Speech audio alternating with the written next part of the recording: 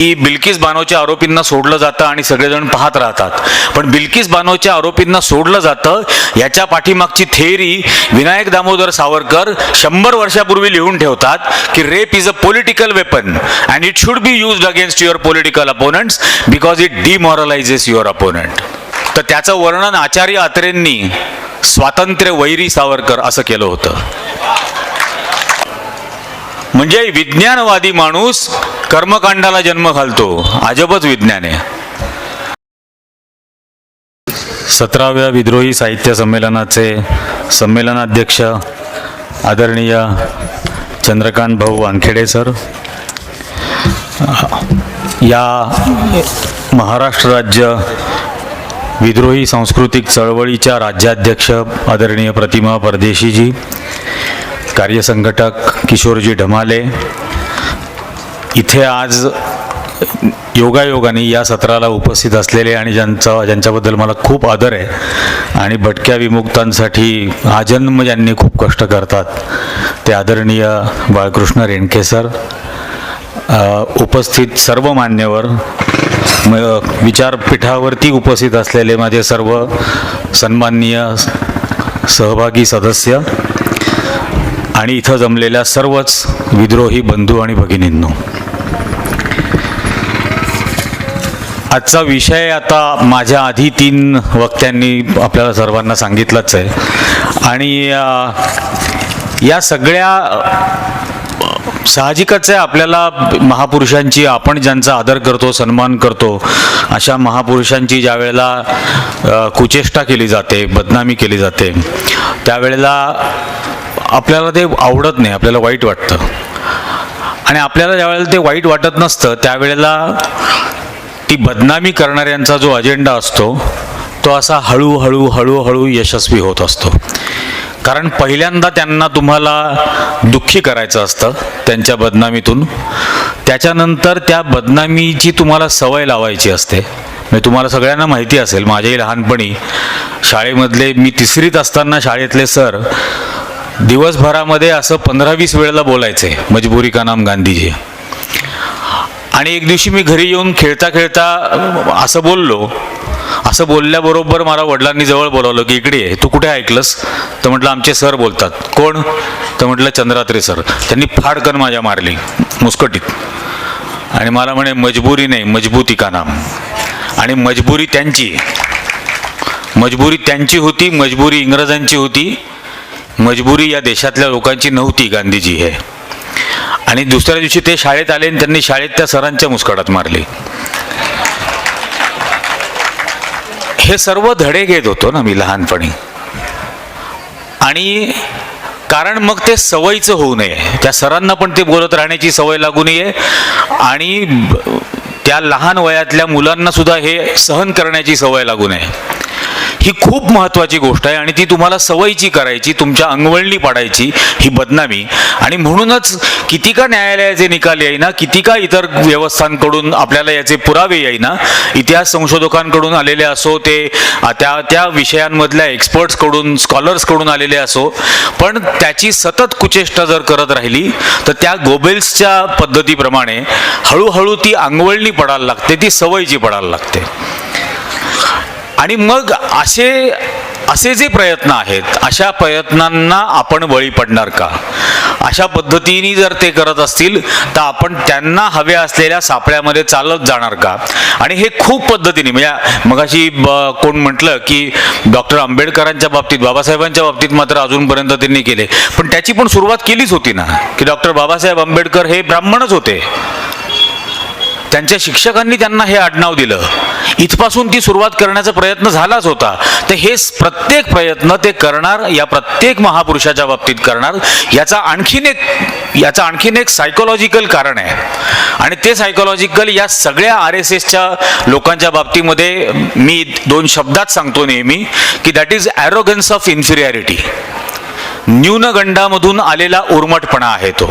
आणि तो न्यूनगंड आहे की आम्ही ना डॉक्टर आंबेडकरांच्या बरोबरीचे, आम्ही ना महात्मा गांधींच्या बरोबरीचे, ना आम्ही महात्मा फुलेंच्या बरोबरीचे, आम्ही या परंपरेतल्या एकाही माणसाच्या चपलेच्या पायाशी उभं राहू शकत नाही, ही आमची खरी लायकी. आणि हा जो न्यूनगंड आहे, या न्यूनगंडामधून हा उर्मटपणा येतो आणि त्या उर्मटपणामधून त्या न्यूनगंडावरती मात करण्यासाठी ते सतत अपमानास्पद बोलत असतात. कारण कॅरेक्टर ॲसॅसिनेशन करणं, चारित्र्य हनन करणं हा एकमेव त्यांच्या समोरचा मार्ग असतो या प्रतिमांना मलिन करण्यासाठीचा. आणि म्हणून तो कॅरेक्टर ॲसॅसिनेशनचा, मग अशी ताई म्हटल्या की बिल्किस बानोच्या आरोपींना सोडलं जातं आणि सगळेजण पाहत राहतात. पण बिल्किस बानोच्या आरोपींना सोडलं जातं याच्या पाठीमागची थेअरी विनायक दामोदर सावरकर 100 वर्षापूर्वी लिहून ठेवतात की rape is a political weapon and it should be used against your political opponents because it demoralises your opponent. बलात्कार हे राजकीय हत्यार आहे आणि ते हत्यार तुमच्या विरोधकांच्या बाबतीत वापरलं पाहिजे, कारण ते वापरल्याने विरोधक आपलं मनोधैर्य गमावून बसतो. ही थेअरी 100 वर्षापूर्वी लिहून ठेवली जाते आणि गुजरातच्या निवडणुकांच्या तोंडावर ज्या वेळेला विरोधकांचं मनोधैर्य खच्ची करण्याची वेळ येते त्यावेळेला बिल्किसच्या आरोपींना सोडलं जातं, त्यांचं स्वागत केलं जातं, मिठाई वाटली जाते.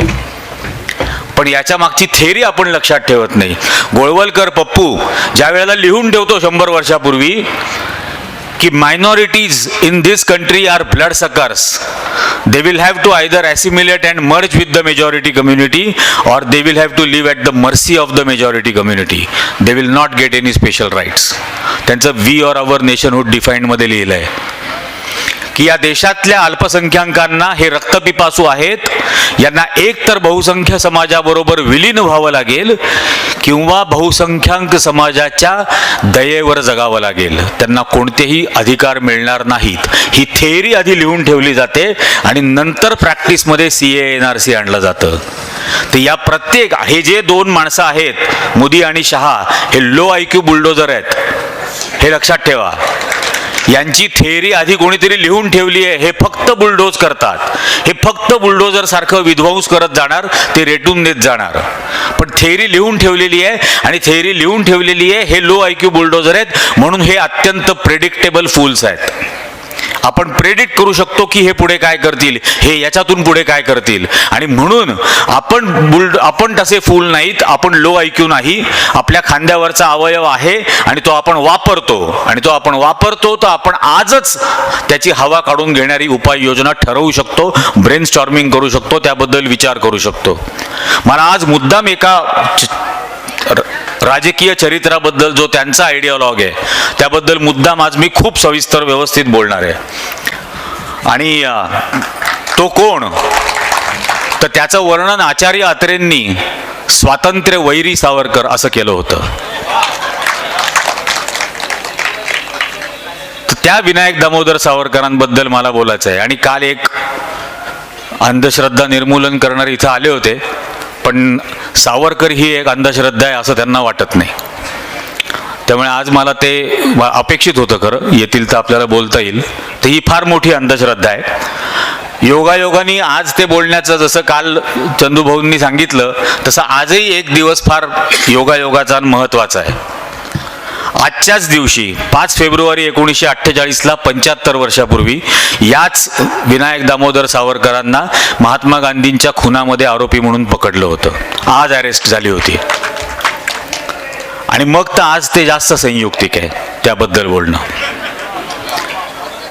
त्यांची लंगडी बाजू घेण्याचा प्रयत्न करणारे असं म्हणतात की ते विज्ञानवादी होते. तुम्हाला सर्वांना माहिती आहे की या विज्ञानवादी माणसांनी दलितांना शुद्ध करून घेण्यासाठी एक शुद्धी नावाचा यज्ञ काढला होता. अग्निहोत्राचा यज्ञ करायचं, गळ्यात जानवं घालायचं आणि आता हे शुद्ध झाले म्हणायचं. म्हणजे विज्ञानवादी माणूस कर्मकांडाला जन्म घालतो. अजबच विज्ञान आहे. आणि नुसतं कर्मकांडाला जन्म घालत नाही तर ते कर्मकांड केल्याने हा शुद्ध होतो, म्हणजे तो जन्मतः अशुद्ध आहे हे सुद्धा तो मानतो. आणि तरीही याला विज्ञानवादी म्हणायचं. हा विज्ञानवादी माणूस स्वतःच्या भावाच्या मुलाचं लग्न गोपाळ गोडसेच्या मुलीशी विधिवत पद्धतीने लावून देतो, 7 फेरे घेऊन अग्नीच्या भोवती, आणि हा विज्ञानवादी म्हणायचं. त्यामुळे विज्ञानवादाचं जे काही थोतांड आहे ते फक्त काही जणांपुरतं, काही वेळेपुरतं आहे. या माणसांनी असलेली मंदिरं या देशातल्या त्यावेळच्या अस्पृश्य समजल्या जाणाऱ्या लोकांसाठी उघडली नाहीत. त्यांच्यासाठी एक स्वतंत्र वेगळं मंदिर सुरू केलं, पतित पावन मंदिर. म्हणजे मुळात त्यांना तुम्ही जन्मतः पतित मानता, जे त्या मंदिरात आल्यानंतर पावन होतील. आणि याला मी विज्ञानवादी म्हणू, निदान मी तरी अशा माणसाला विज्ञानवादी कधीही समजू शकत नाही. कारण हे विज्ञानवाद हेच अशा पद्धतीने थोतांड आहे, हे त्यांनी स्वतः सिद्ध करून दाखवलं. बरं, जे मी आज बोलणार आहे त्या प्रत्येक गोष्टीचा कागदोपत्री लेखी पुरावा माझ्याकडे आहे. मी 22,000 कागद जगभरातल्या वेगवेगळ्या आर्काइव्हमधून गोळा केलेले आहेत. त्यामुळे या मुद्द्यांबद्दल बेलाशक बाहेर बोला, पुरावे द्यायची जबाबदारी माझी त्या सगळ्यातले. सर्वात पहिले ज्या एका गाण्याने सर्वांना भुरळ घातलेली आहे आणि जे दर वेळेला आपल्याला वारंवार ऐकवलं जातं, ने मजसी ने परत मातृभूमीला. 1906 साली सावरकर ज्या वेळेला लंडनमध्ये शिकत होते, त्यावेळेला त्यांचा मोठा भाऊ बाबाराव सावरकर यांचा मुलगा वारला, प्रभाकर. आणि त्या मुलाचा मृत्यू झाल्यानंतर सावरकरांनी त्यांच्या वहिनीला एक पत्र लिहिलं त्यांची शोक संवेदना व्यक्त करण्यासाठी. आणि त्या पत्रात त्यांनी असं लिहिलं की मी तुझ्यासाठी एक विरह गीत लिहून पाठवतोय. आणि त्यात त्यांनी हे लिहिलं, ने मजसी ने परत मातृभूमीला. त्यांनी मातृभूमी म्हणण्याचं कारण असं की त्या मृत झालेल्या लहान मुलाची आई त्या मातेच्या भूमीला मला घेऊन जा, असं मला आज वाटतंय. आणि म्हणून त्यांनी ते अख्खं काव्य त्या ठिकाणी लिहिलं. याचा आणि अंदमानचा संबंध नाही. त्यांनी भारताला कधीही मातृभूमी म्हटलं नाही. ते कायम भारत या देशाला पितृभूमी असंच म्हणत आले, ते पितृभू असंच म्हणत आले. अत्यंत पुरुषसत्ताक मनोवृत्तीची ती व्यक्ती होती. त्यांनी कधीही भारताला भारत माता म्हटलं नाही. त्यांनी कायम पुरुष पितृभूमी असंच म्हटलं. या देशातल्या नागरिकांची व्याख्या ठरवण्यासाठी ज्या वेळेला त्यांनी एक पुस्तक लिहिलं हिंदुत्व नावाचं 1923 साली. आणि मुद्दाम ते सांगण्याची गरज आहे की 1923 साली हा हिंदुत्व शब्द त्यापूर्वी भारतात कधीही वापरात नव्हता. हा 1923 साली त्यांनी जन्माला घातला. आणि त्यांनी जन्माला घातलेल्या या शब्दाच्या पुस्तकामध्ये, हिंदुत्व या पुस्तकामध्ये लिहित असताना ते पुस्तक त्यांनी टोपण नावाने लिहिलं. आणि ते टोपण नाव होतं एक मराठा. आणि त्या पुस्तकामध्ये त्यांनी या देशातल्या नागरिकांची व्याख्या केली, ज्यात त्यांनी असं म्हटलं की हा देश त्याचाच आहे किंवा तोच भारतीय आहे ज्याची पुण्यभूमी आणि पितृभूमी भारत आहे. म्हणजे त्यांनी ख्रिश्चनांची ही पुण्यभूमी आहे ना, म्हणजे इथली त्यांची मातृभूमी, त्यांची पितृभूमी जरी असली तरी त्यांची पुण्यभूमी ही नाही, कारण त्यांची पुण्यभूमी कुठेतरी दुसरीकडे आहे, भारताच्या बाहेर आहे. मुसलमानांची ही पुण्यभूमी नाही, कारण त्यांचीही पुण्यभूमी कुठेतरी मक्का मदिनाला आहे. बुद्धांची पण ही पुण्यभूमी नाही, कारण त्यांचीही पुण्यभूमी भारताच्या बाहेर आहे. आणि मग हे सगळे भारतीय नाहीत, मग उरलेले जेवढे आहेत ज्यांची ही पुण्यभूमी आहे तेच भारतीय. यात त्यांनी धर्मांतरित मुस्लिमांना किंवा धर्मांतरित ख्रिश्चनांना सुद्धा भारतीय म्हणण्यास नकार दिला, कारण त्यांनी म्हटलं यांनी धर्मांतर जरी केलेलं असलं तरीही यांची आता पुण्यभूमी मात्र भारताच्या बाहेर आहे. त्यामुळे ही भारतीयत्वाची व्याख्या ठरवली. हे पुस्तक टोपण नावाने लिहिलं. आणि टोपण नावाने लिहिण्यामागचं कारण हे की याच्यावरून जर का उद्या प्रचंड आक्रोश निर्माण झाला, जनतेमध्ये रोष निर्माण झाला, तर हे कुठलं तरी मराठ्याने लिहिलं आहे असं सांगून नेहमीच्या सवयीप्रमाणे नामनिराळं व्हायला मोकळे. आणि नेहमीची सवय असं म्हणण्याचं कारण असं की मदनलाल धिंगरांनी ज्या वेळेला लंडनमध्ये कर्नल वायलीचा खून केला त्यावेळेला हे पळून गेले, हे पॅरिसला पळून गेले श्यामजी कृष्ण वर्माच्या बरोबर. ज्या श्यामजी कृष्ण वर्माचे मोदींनी लंडनमध्ये खूप गोडवे गायले आणि सांगितलं की मी पहिला पंतप्रधान आहे जो श्यामजी कृष्ण वर्मांच्या अस्थी भारतात घेऊन आलो. म्हणून थोडंसं श्यामजी कृष्ण वर्मांबद्दल, कारण त्यांचे इंडियन आर्काइव्हमध्ये पॅरिसमधून कागद आणले. श्यामजी कृष्ण वर्मा आणि सावरकरांना घरामध्ये राहायला जागा दिली होती मादाम कामांनी. आणि मादाम कामांच्या घरामध्ये राहत असताना मादाम कामांच्या असिस्टंटवरती श्यामजी कृष्ण वर्मांनी बलात्कार केला म्हणून पोलीस पकडायला आले पॅरिसचे.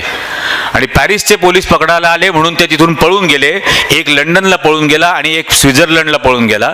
श्यामजी कृष्ण वर्मांचा स्वित्झर्लंडमध्येच मृत्यू झाला. तिथंच त्याच्या पुढच्या राईट्स ज्या होत्या त्या झाल्या. आणि म्हणून भारताच्या एकाही शहाण्या पंतप्रधानांनी श्यामजी कृष्ण वर्माच्या अस्थी भारतात नाही आणल्या. शहाण्या पंतप्रधानांनी. हे पहिलं.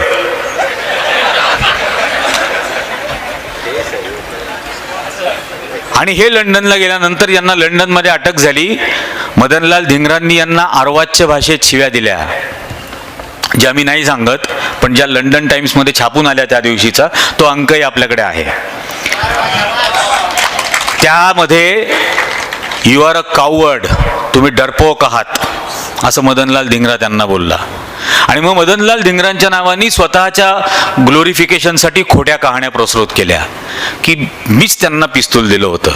मदनलाल धिंगराकडे 2 लायसन्स वेपन होती, त्याच्या स्वतःच्या नावावर लायसन्स होतं. दोन्ही लायसन्सची हत्यारं ही त्यांनी स्वतः विकत घेतलेली होती.